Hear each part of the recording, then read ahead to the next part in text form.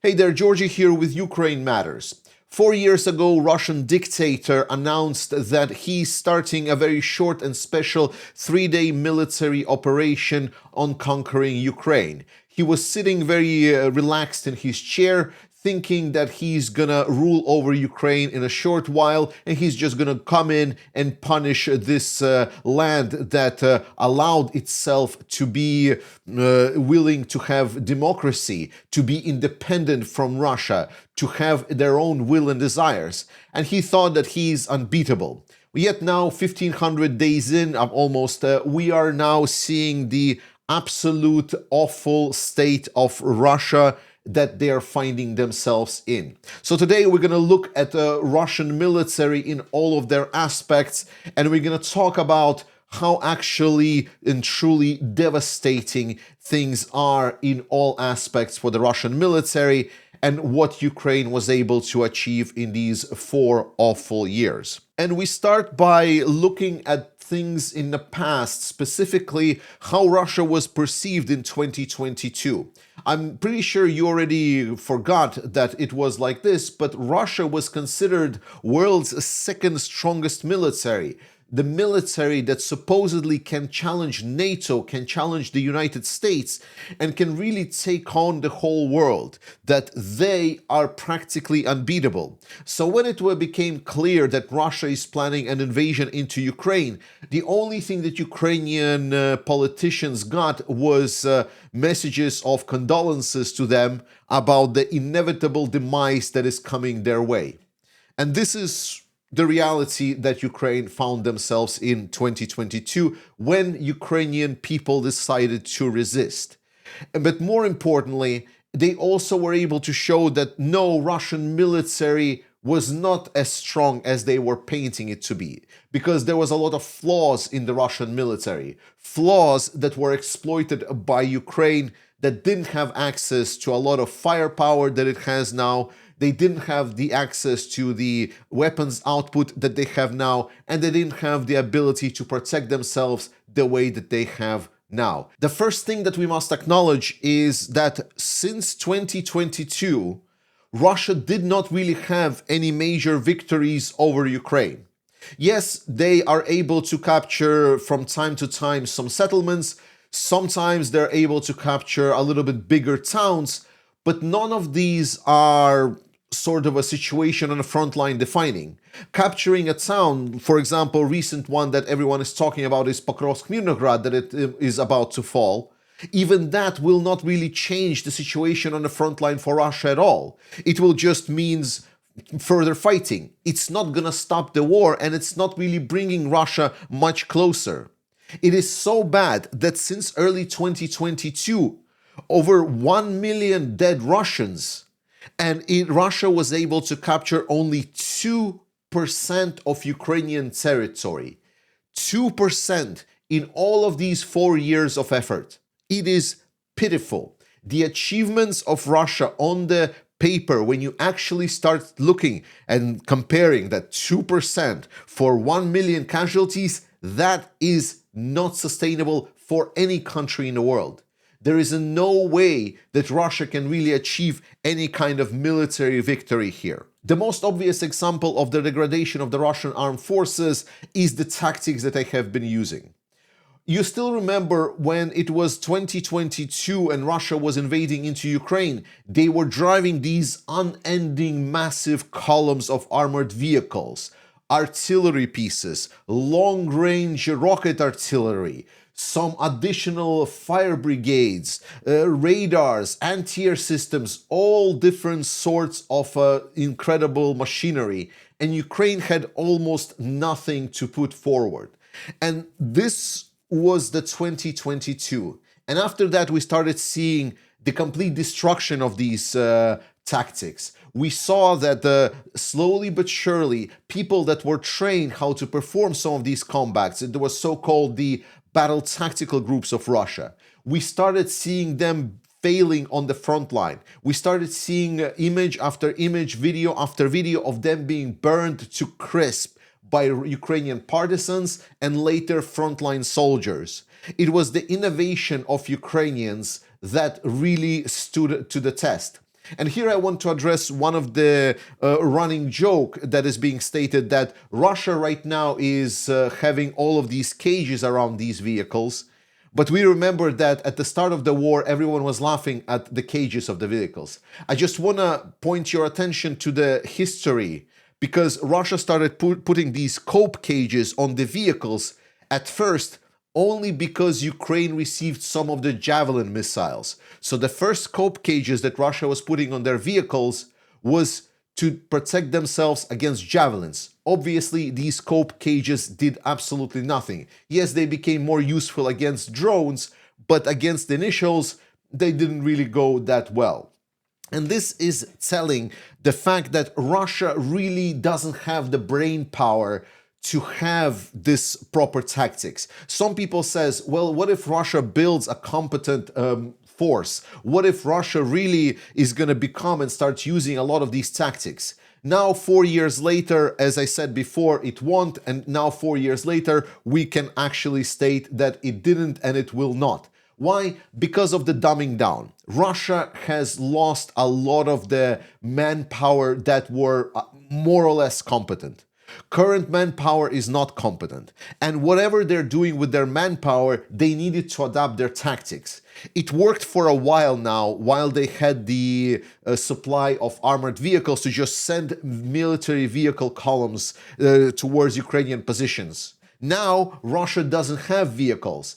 But did they change their tactics? No, absolutely not. The new tactics that Russia is using are called infiltration tactics, when Russia disperses some of their personnel and sends them towards Ukrainian positions.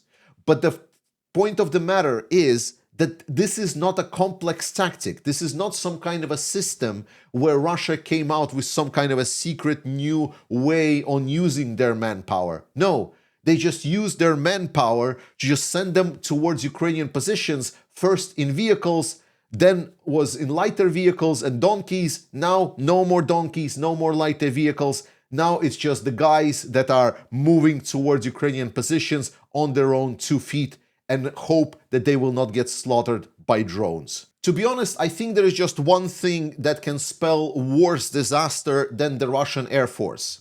You might not remember, but here I am to remind you that when Russia started this war, all and any analysts were stating one thing and one thing only, that it doesn't matter if Ukraine can resist on the ground, if there is like some kind of a gunfight, maybe there will be territorial defense force that will protect the cities or something like this. But one thing, Russia was absolutely dominant. Many times over, it is the Air Force. Everyone was expecting that Ukraine will just lose the air completely to Russia. And at first days, it indeed seemed so. We saw Russian helicopters flying overhead Ukrainian soldiers non-stop. We saw drops of Russian airdrop troops being delivered by these helicopters. We saw aviation flying right over Ukrainian cities, flying over Kiev, dropping bombs, missiles at their will. But think about where we are now 4 years later.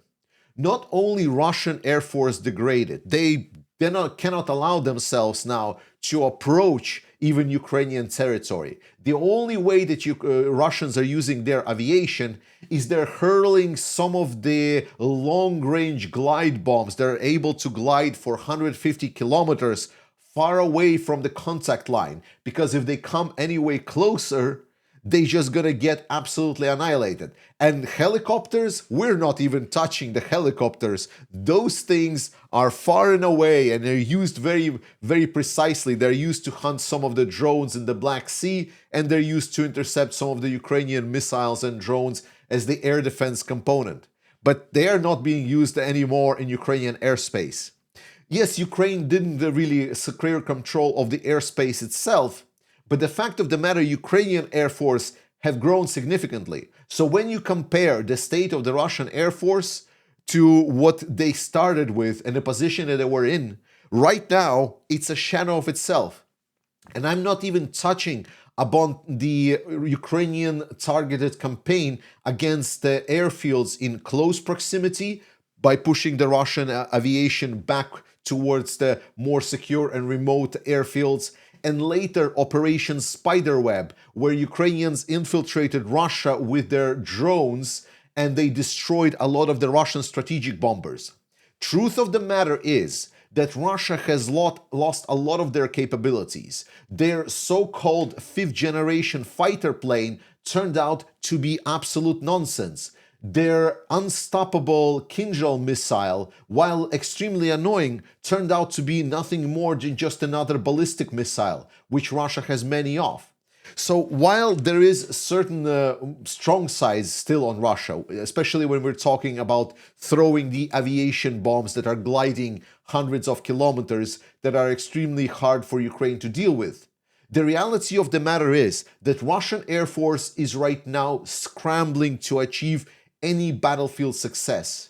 And if Ukraine is going to have more success in this area, and the work on it is ongoing, we're going to see Russian Air Force diminish even more. And if we're talking about diminishing of something, then the most obvious is the state of the Russian armored vehicles and, generally speaking, the motorization of the Russian military. We saw these unending fields of Soviet legacy of Russia. One of the biggest strengths of the Russian military that was told to be before their invasion was these massive fields of armor that they had stored from the Soviets. Soviets were the world's second superpower. They were the superpower that were obsessed with war.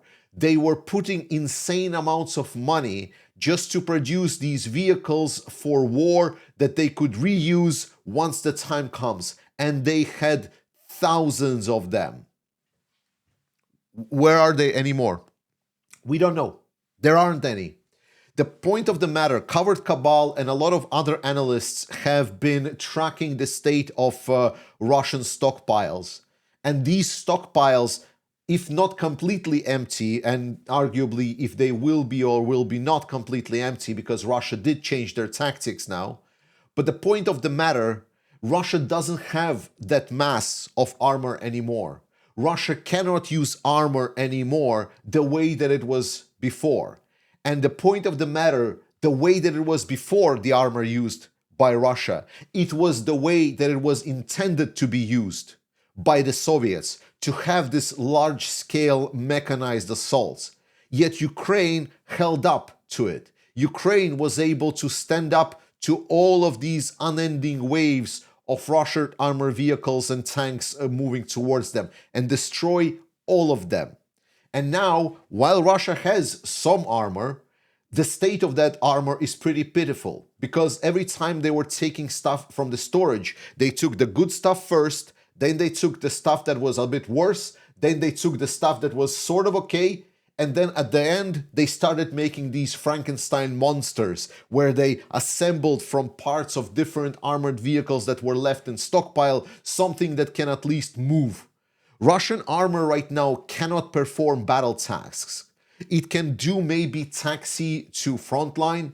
Russian tanks are used mostly as mobile artillery pieces, additional, and they are not executing. Even the long-range MLRS artillery, Grads and so on, have been decimated by Ukrainians. And the worst for Russia, they haven't really learned how to produce anything that is more complex. Yes, they're able still to repair some of the older tanks. Yes, they're able to get some 100 or so tanks of T-90, which is relatively modern tank. But all of that has absolutely no major impact on the front line. Russia squandered their armored potential. And by this point, they are struggling to keep up. Do I even need to talk about the Russian naval fleet whatsoever? It started all with losing the flagship of the Black Sea, Moskva, after which it got into an absolute disaster state, with Ukraine first struck the ships with missiles, and later with drones, and finally complete sea dominance with naval drones, together with support from the air.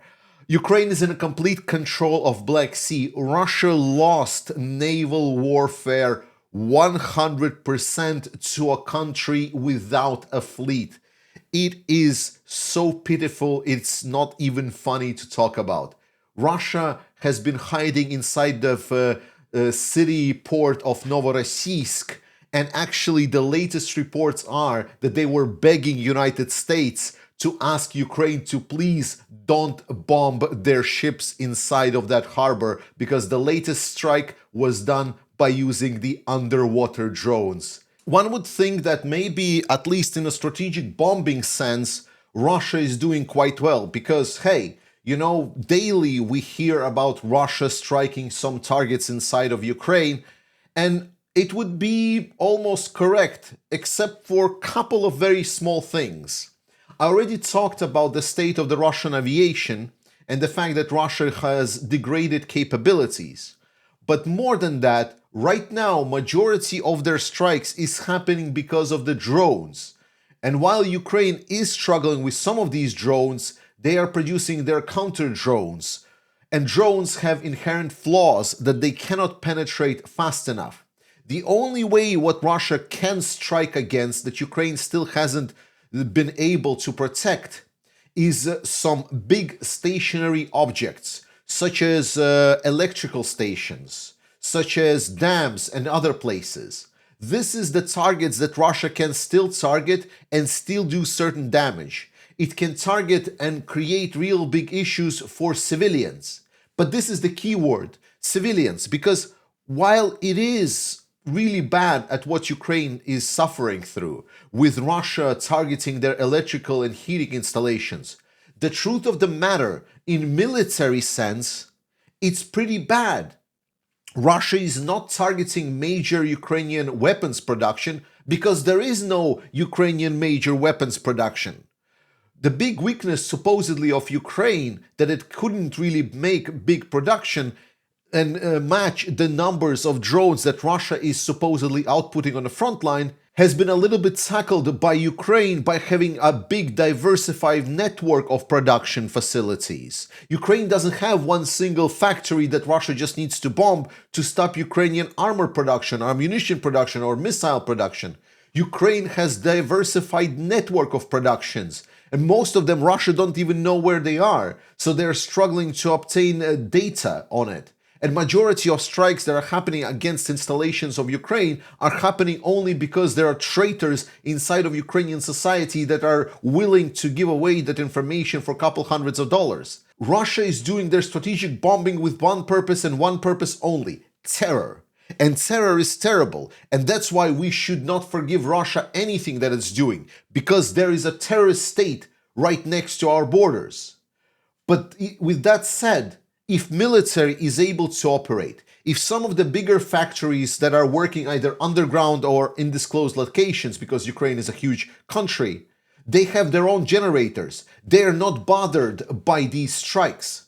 So no, Russia is not having a big success in strategic bombing campaign. More than that, if at the start of the war Russia was able to strike anything anywhere inside of Ukraine and go and check on it, right now they're able just to lob their drones and missiles across the border and hope for the best. And the worst damage is coming from ballistic missiles. And it was a one-way fight.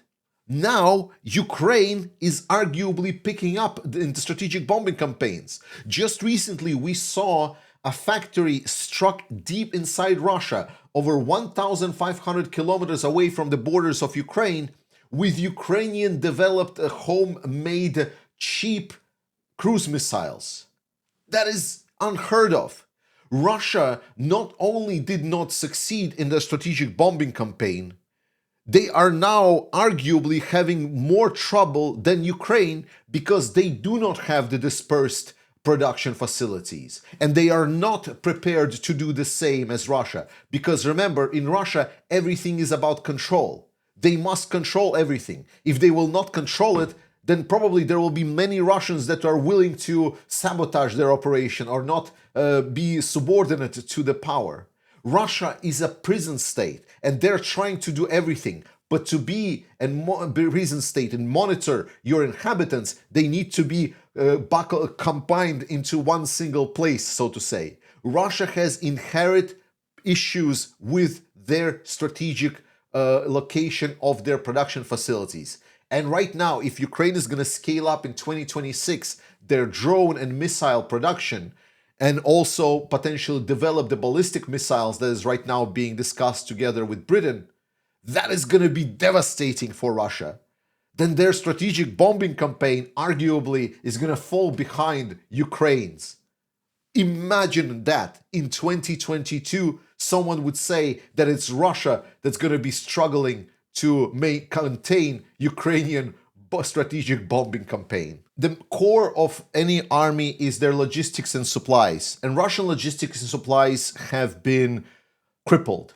In 2022, Russia was moving these big trains and having these large stockpiles. And over the years, we saw first having big explosions on these stockpiles. Then it was smaller explosions, even smaller explosions. Then it was trains that got exploded. And now Russia is supplying their troops on the front line by using drones, donkeys, sometimes some older, lighter vehicles. Russian supply chain is very scrambled. A lot of savings that is not being discussed in media because it's like the least interesting thing is, for example, for the Russian volunteer that wants to participate, or volunteer, that wants to participate in the Russian military activities.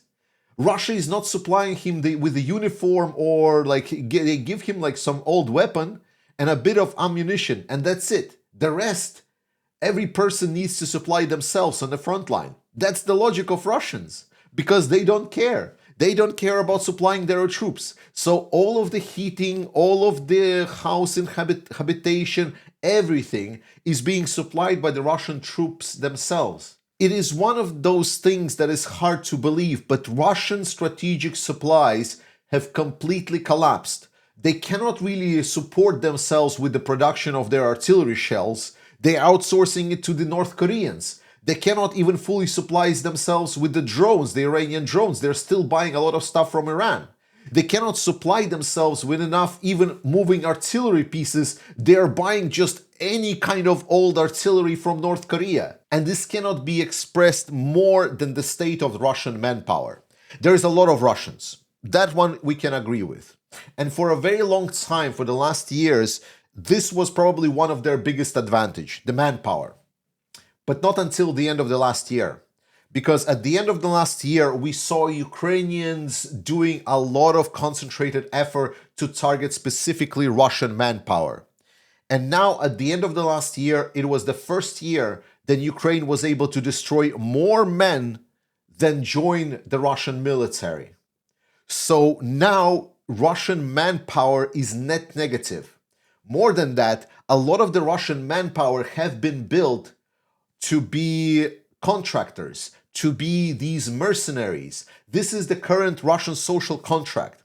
Now, people are stating that Putin is preparing the next wave of mobilization, that right now all of these turning off of Telegram, this is all done to try to prevent any kind of outrage when people are going to start getting snatched off the streets and put inside of the Russian military. It is possible to do. Russia still has the manpower and mobilization potential to get them into the front line. But here we're getting into this whole thing beforehand. We're getting into the situation talking about tactics, ammunition, supplies, and everything. Because this manpower is not going to come into the same situation as the last mobilization came in. Current Russian state, they cannot really process these people. They cannot train. They don't have the training capacity. Russia has dumbed down their tactics. They don't have any training whatsoever. People are being brought to the front line and sent the direction that they need to go, or they're going to get destroyed inside of their own trenches by their own commanders. This is the Russian manpower strategy. So can Russia mobilize their manpower additionally? Yes. But to be honest, it's not really telling that this will increase their advances. Most likely, it will only compensate for the increased targeting of them by Ukrainians. So maybe Russia will lose more than 400,000 troops in 1 year. Maybe next year, if Russia mobilizes, They will lose 600,000 if Ukrainians will start targeting them more actively, or the forces will get more concentrated.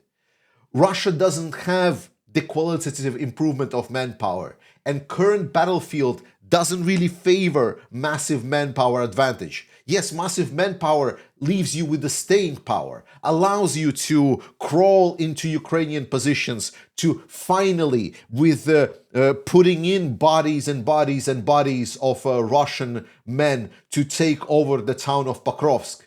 And Russia will be able to advance. But it's not going to change the war calculation whatsoever. It's just going to be more dead Russians. And this is where we come to the big question. How is Russia still in this war?